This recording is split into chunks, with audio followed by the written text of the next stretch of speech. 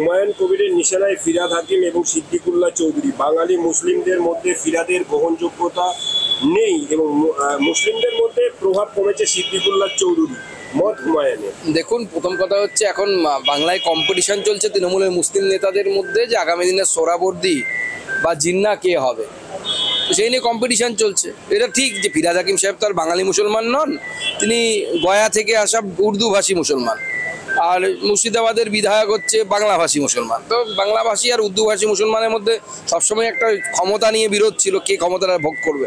নকশাল দমন করছে ভারত সরকার, কি বলবেন পুরো ব্যাপারটা নিয়ে? না, এটা বিরাট বড় সাফল্য। আপনারা জানেন মাননীয় প্রধানমন্ত্রীও মানে আমাদের ফোর্সের জন্য, আমাদের সেনাবাহিনী মানে যারা যুক্ত ছিল তাতে সেই আধা সামরিক বাহিনী, তাদের প্রতি অভিনন্দন জানিয়েছে তাদেরকে। কারণ তাদের যে ন্যাশনাল লেভেলের জেনারেল সেক্রেটারি, সে তাকে আমাদের সেনাবাহিনী খতম করেছে, আমাদের বাহিনী খতম করেছে। এটা বিরাট বড় সাফল্য একটা।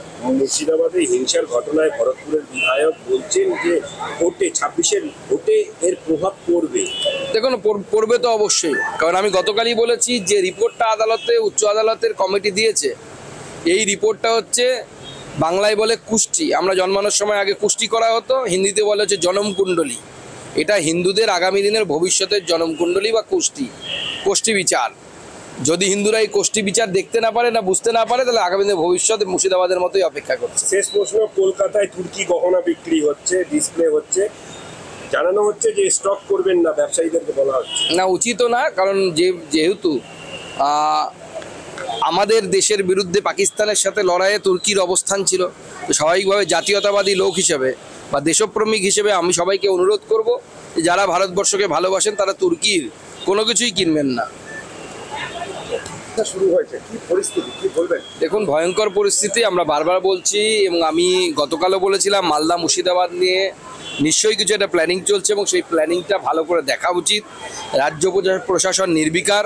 গতকাল হাইকোর্টে যে রিপোর্ট পেশ হয়েছে, সেই রিপোর্টে যা দেখা যাচ্ছে, পরিষ্কার প্ল্যানিং করে উদ্দেশ্য প্রণোদিত টার্গেটেড, এটা মব লিঞ্চিং বলা যায় বা হিংসা বলা যায়, হিন্দুদের বিরুদ্ধে হয়েছে। এটাকে দাঙ্গা বলা আমার তো মনে হয় উচিত না।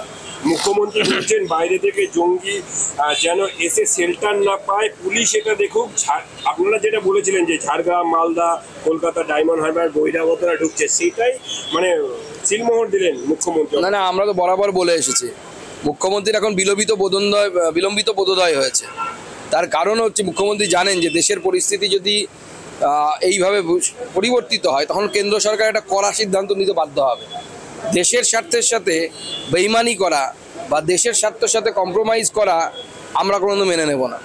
চাকরিহারা আন্দোলনকারীদের থানায় ডেকে পুলিশের জিজ্ঞাসাবাদ চলছে, তারপর তাদের বসিয়ে রেখে আবার ছেড়ে দেওয়া হচ্ছে। সেটা আন্দোলনকে বন্ধ করার জন্য, আন্দোলনকে স্তব্ধ করার জন্য, ভয় দেখানোর জন্য হচ্ছে। আন্দোলনকারীদেরকে আমি বলবো যে মুখ্যমন্ত্রী ললিপপ